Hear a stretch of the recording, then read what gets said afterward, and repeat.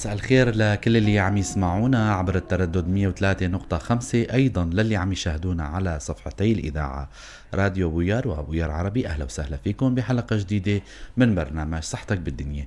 معكم أنا عماد خلف من وراء الميكروفون بالتقديم، وزملائي بالكنترول بشكرهم طبعا أيضا هن موجودين أميرة وشيرين. ضيفنا بالاستديو الدكتور أحمد جويد، اختصاصي بالأمراض الغدد الصم والسكري. موضوعنا هو مهم كتير اليوم، أيضا من الأمراض الشائعة اللي عم تزور عيادات غدد الصم والسكري. اسمحوا لي رحب بضيفنا الدكتور أحمد لحتى نبدأ لقائنا. مساء الخير دكتور وأهلا وسهلا. مساء النور، يا أهلا وسهلا فيكم. شكرا لكم دكتور على حضوركم.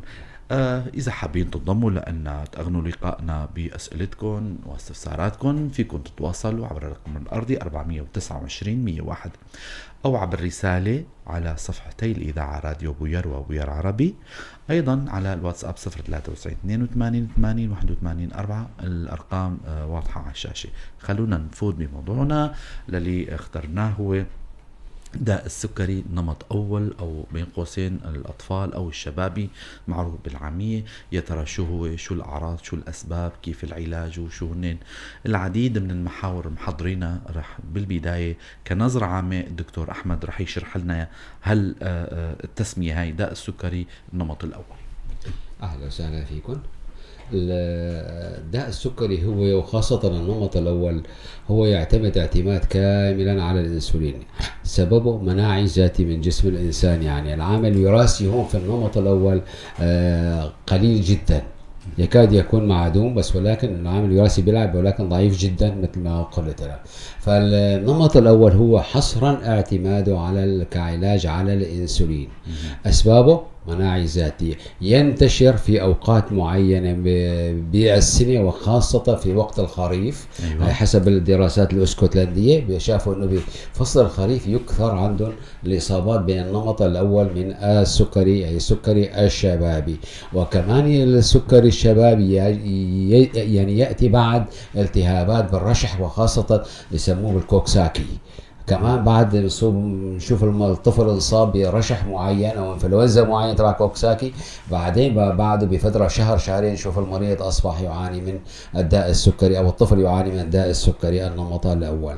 السكري النمط الاول اغلب الاحيان لما بيجي لعنا نحن على العياد، بيجي على العياده بيجي متاخر. ليش؟ بيجينا في حاله حماض، أعراض يكون ظهرت عند الطفل هذا، ولكن الأهل بيعوزوها إلى سبب تاني، ما بيفكروا بالسكري. بيفكروا أكثر شيء والله إنه الطفل شرب مي، الطفل أخذ برد، الطفل رشح، الطفل يعني له سبب تاني. الطفل عمال يرقد مع زملائه وينط وكذا، وبالليل يجي عم يبول ولكن لما يدخل في مرحلة نحن بنسميها هي مرحلة الحماض السكري، هذاك الوقت بيرقدوا الأهل يا ويل يا ويل يا ويل، بيجونا بيكون في حالة حماض سكري وبيعوز انسولين مطلق. في هالحالة هاي يعطى انسولين حصرا، وبشخص عنده السكري النمط الأول أو السكري الشبابي. وتكون المصيبة عند الأهل إنه بأول هيك حالة بيصير عندهم في العائلة بيكون اهل مذعورين. شلون بده يساوي، شو بده دخيل الله يا دكتور دخيل. ما في خوف، ما في داعي، ما في للقلق، ما في اي شيء، كل شيء له حل ان شاء الله. بس بده شوي واحد صبر شوي ويهون على حاله وعلى ابنه كمان. تماما. شكرا للتوضيح الجميل دكتور والواسع والشرح الواضح. دكتور، الأعراض اللي عم تظهر من شوي حكيت ضمن أنه الأهل بيلاحظوا على أولادهم باعتبار النمط هذا بيصيب الأطفال، شو هن الأعراض؟ الأعراض أكثر شيء الأعراض اللي هي العطش، التبوال، وفقد الوزن، والجوع، وهبوط وفقد الوزن. هدول أهم الأعراض. يعني المريض بيشرب من هون بيقول بعد دقيقة بيروح ببول، وبياكل كمان بيكون جوعان، ومع ذلك وزنه عم ينزل وبيصيبه نوع من الخمول كمان. هاي أهم الأعراض عنده. هاي الأعراض الأعراض عنده تماما. حلو كتير دكتور. لو نتطرق لموضوع الأسباب، يا ترى دائما بكل الأمراض الوراثة هي العامل الأول اللي بيفكروا فيه الأطباء، تعرض لبعض الفيروسات يعني لو نحكي عن الأسباب قلت لك هون في النمط الأول الوراثة لعب دور بسيط جدا في نسبة قليلة جدا، بينما بالنمط الثاني الدور بيكون كبير للعامل الوراثي. نعم. وخاصة في النمط الثاني أي عند الرجال الوراثي بيلعب دوره. نعم. خاصة إذا ترافق مع البداني أيضا، هذا نحن بنسميه راكب بالقطار وماشي على السكر ليوصل لمحطة السكري، هذا بالنمط الثاني. بينما بالنمط الأول لا، الوراثة دوره ضعيف جدا.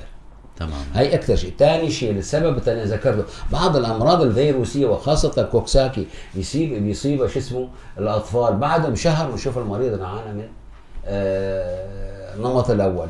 يعني العامل الوراثي ضعيف بس، بينما العامل الأساسي في النمط الأول هو المناعي الذاتي. مناعي ذاتي يعني من جسم الإنسان بحد ذاته بسبب نقص المناعة تبعه يؤدي إلى ضعف في المناعة ومن ثم الإصابة إلى بالسكري. يعني بخلايا لانجرجانس، يعني جزر لانجرجانس ولا خلايا لانجرجانس يصير فيها نوع من نقص المناعة فيؤدي إلى عدم إفراز الأنسولين.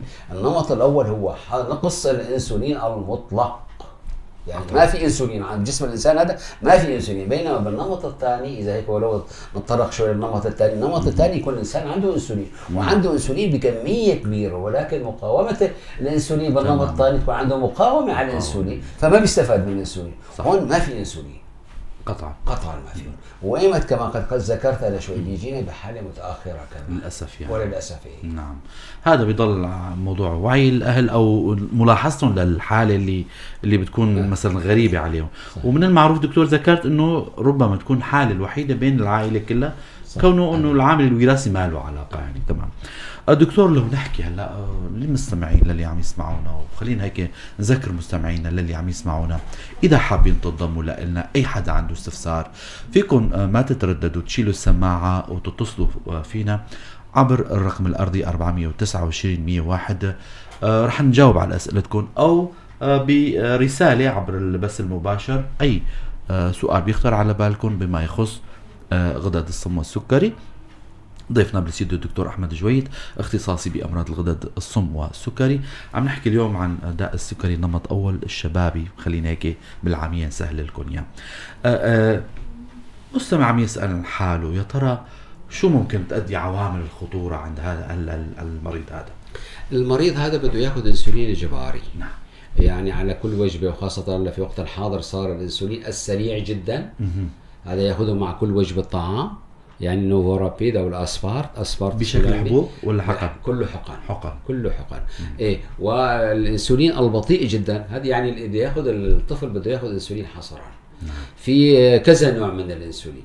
في الانسولين السريع جدا، في الانسولين السريع، في الانسولين المديد، في الانسولين المختلط، في المديد جدا. انواع كثيره هي. ففي هالوقت الحاضر حتى سابقا يعني نقول قبل سنه ونص وسنتين كنا نعطي للكل انسولين مختلط. ايوه. وانت بتعرف كنت اشتغلت بالمستوصف بتعرف نعطي جرعه صبح جرعه مساء. هلا عند الاطفال يقول لا ممنوع نعطي انسولين مختلط، لازم نعطي حصرا اسبارت اللي هو سريع جدا. نعم. يعني بنعمل فيزيولوجيه الانسان الطبيعي تماما. يعني اكل ياخذ انسولين، ايه ما اكل ما ياخذ انسولين. بالاضافه الى جرعه اخر الليل بعد الساعه 8 الساعه 10 عاده هيك نعطي هذاك الوقت هنيك جرعه واحده اسمها انسولين مديد جدا. هذا شلون يغطي عنه من الليل للصبح. تماما. بينما في النهار بده ياخذ انسولين سريع كانه العضو اللي بجسم الانسان شغال. ايوه. يعني هذا عوض عن المضخه اللي هي بوقت الحاضر موجوده كمان. صح. في شيء اسمه مضخات عم يتركب بمضخات. نعم. بس ولكن للاسف عندنا شوي غاليه وفي هون بالقامشة عم يركبوها. تمام. وايدي خبيره بهيك شيء يعني. بس ولكن شوي سعر على المواطن السوري وخاصه للأسف شوي يعني. تماما. دكتور يعني ممكن اي حدا عم يسال على المستمعين ممكن يؤدي لحاله وفاه مثلا؟ بكل بساطه يؤدي الى الوفاه اذا فقلت انا بيجي انا في حاله حماض سكري. نعم. احيانا تيجي بيدخل بغيبوبه حماض سكري بعمر صغير يعني. بعمر صغير ما له علاقه. ما له ان كان عمره سنه ولا عمره 40 سنه بيجينا في حاله حماض ودخل بغيبوبه وهون خطوره عاليه جدا.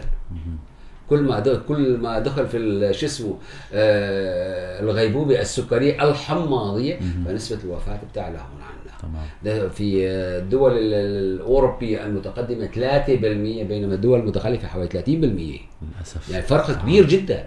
نسبة هنيك كبيرة. هنيك في عندنا آلات، عندنا تشخيص مبكر، يعني هيك يعني في كل هالشيء هذا موجود. واغلب الاحيان السبب الوفاة بيكون نتيجة وسوسة دماغية. تماما. إيه. يعني المريض بيحتاج بهالحالة إلى عناية، يعني عناية أول ما يدخل بالعناية المركزة.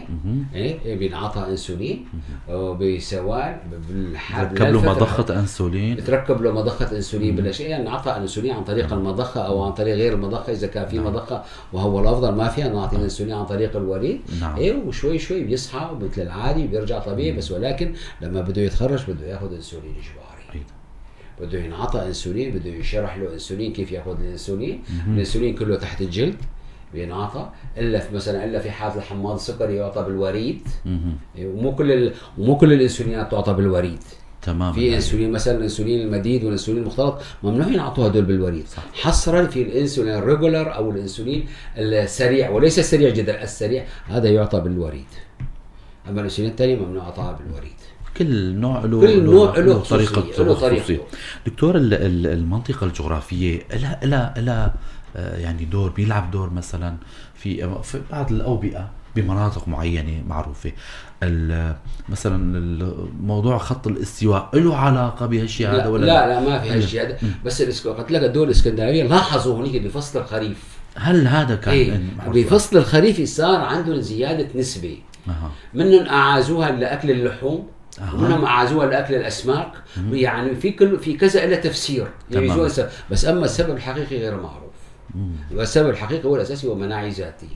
إيه بس الالتهاب بعد بالفيروسات وكذا ولا شو اسمه له دور كبير في ظهور النمط الأول للسكري.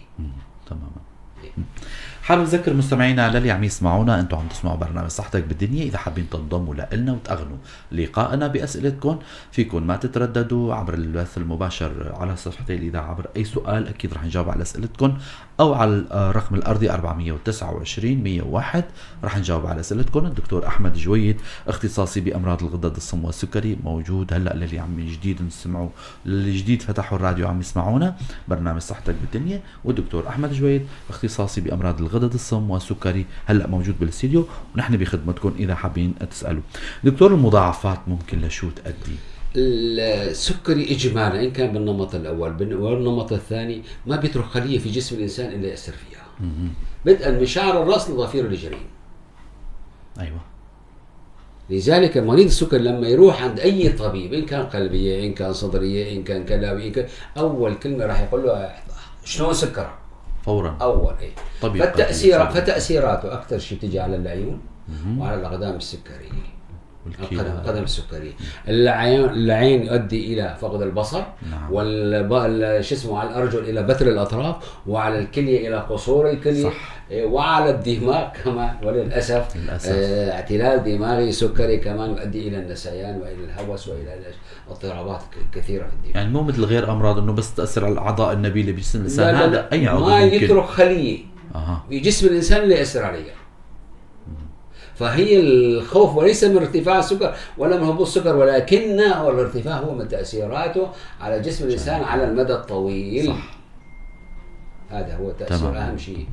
انه ممكن تؤدي مثلا بامراض الاوعيه الدمويه، تؤدي تلف الاعصاب كذا. صح. اعتلال اول شيء نبدا من تحت، اعتلال القدم السكري، اعتلال الاعصاب الاطراف السفليه للسكري، اعتلال الحشوي، الضعف الجنسي واضطراب الدوره الى درجه العقم عند الرجال وحتى ان كان عند النساء، اعتلال الكليه، اعتلال المعده والاحشاء، اعتلال العشب، يعني اعتلال القلب ودرجه اساسي. حتى اكثر شيء نحن نقول القلب والقلب يتاثر جدا بالسكر وارتفاع الضغط. حتى يعني كان في سؤال بالثمانينات حتى لما كنا ندرس ايهما اولا ارتفاع الضغط ام السكر فورا اي بالنمط الثاني. صح. حسب كان في سؤال يعني كان يطرح يسأل لما كان البروفيسور تبعنا يقول اين هو اول شيء الضغط السكر عند الكبار. تماما. لان كل مريض عنده ارتفاع ضغط عنده اضطراب تحمل سكر. ونحن لما بنشخص للكبار بنشخص داء السكري هلا بوقت الحاضر بنرجع 5 إلى 10 سنوات لورا. يعني نحن هلا بال 24 اجى مريض حطيت له تشخيص، انا بدي ارجع احط له تشخيص من 2019 وما قبل. قطعا. انه من هذاك الوقت هو معاني بالسكري وهو مو حس على حاله. هاي بالنمط الثاني. بينما بالنمط الاول اول ما يشخص بيكون صاير له اشهر، شهرين او 3. حلو، قاعده يعني فلذلك السكر، لا السكر كسكر بيأثر على كل اعضاء الجسم، وهو خطوره السكري هي اختلاط خطوط. نعم، باختلاط. دكتور انتم كاطباء غدد سمو السكري كيف ادواتكم التشخيصيه؟ يعني بتعتمدوا على شيء؟ اهم شيء هو الارتفاع السكر على الريق. قيم قيم ارتفاع السكر على الريق 126 فما فوق هذا الانسان مريض سكري. هاي كارتفاع كتحليل سكر عادي. فإنما في هناك كمان تحليل اسمه الخضاب السكري او المخزون السكري. هذا اذا كان اكثر من 6.5. هل القيمتين هذول بيحددوا لنا انه المريض مصاب بالسكري ولا لا؟ تماما. بالسكري والانماط حسب حسب العمر هم بيلعبوا دوره. هاي هي الادوات اللي بتعتمدوا على التحليل. الفحص السريري ماله فحص ما راح يأدوا. بدي فحص سريري بدك تشوف بدك تشوف في عنده جفاف، ما عنده جفاف، عنده اعتلال كليه، ما عنده اعتلال كليه، ايش ضغطه شلون، كل تفحصه فحص سريري كامل تماما.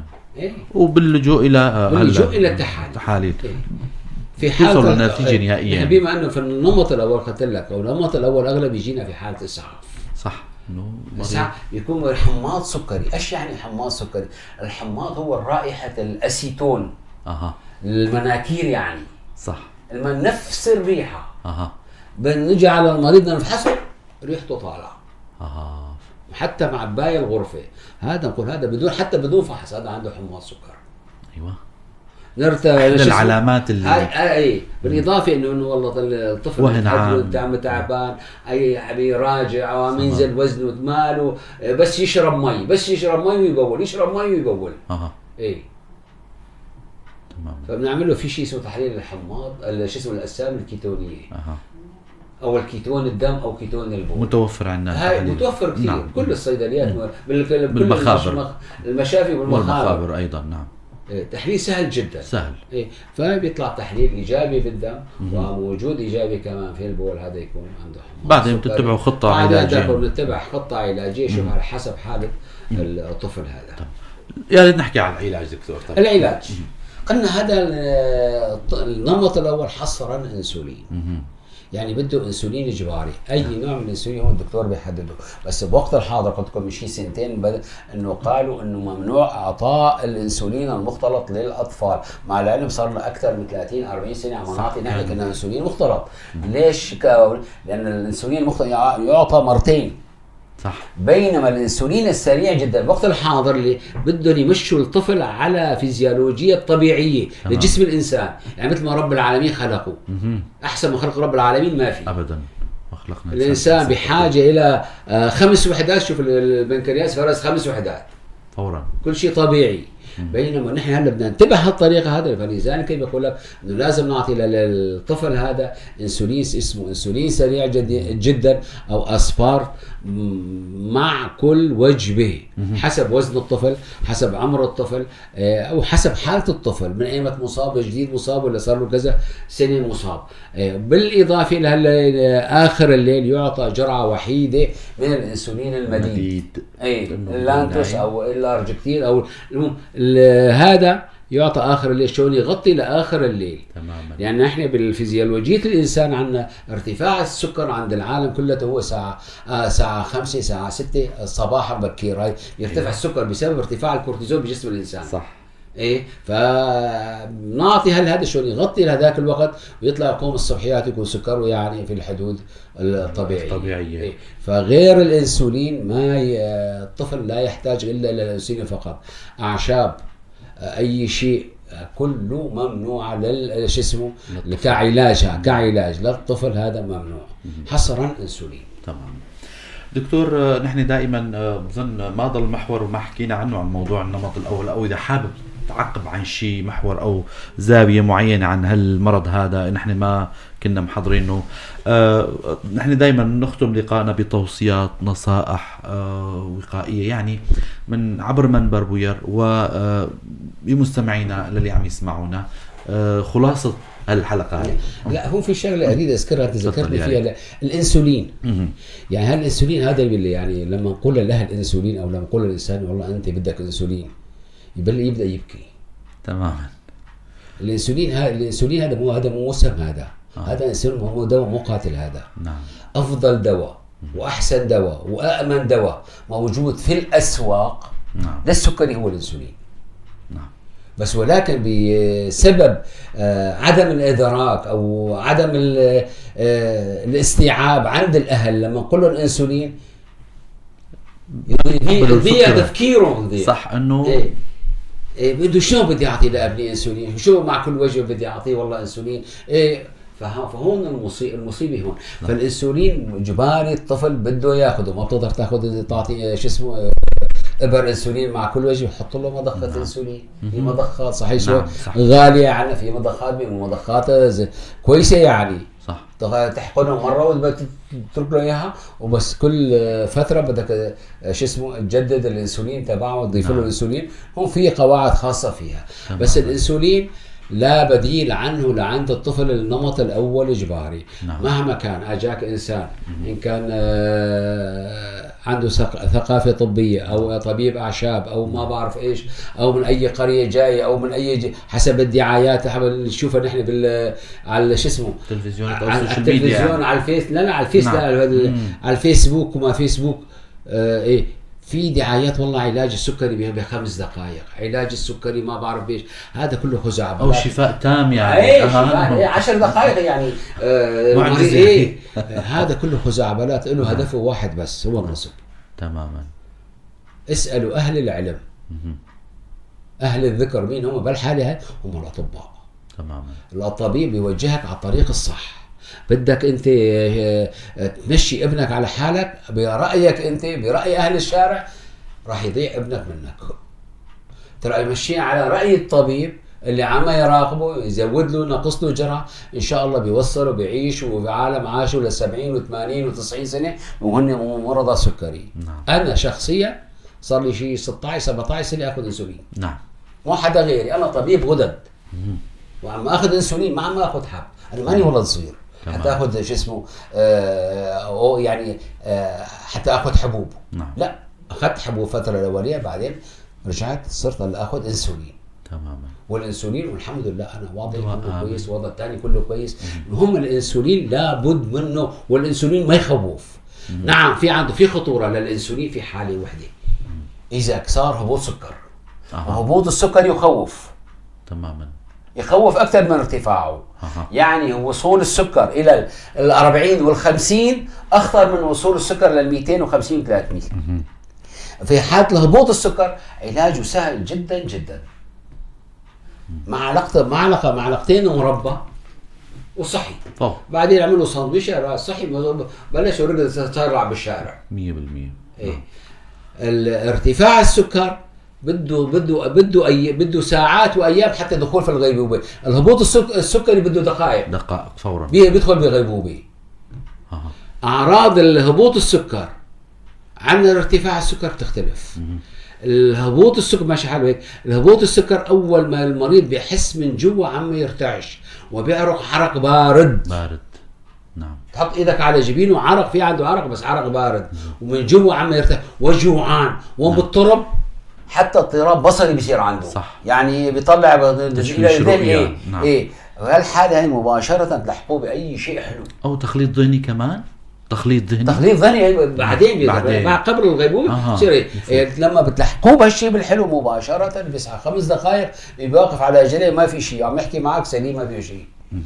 بينما الارتفاع السكري قلت هذا بيطول ساعات وايام حتى دخول الغيبوبه السكريه. في حاله الارتفاع اجباري حصره بده انسولين.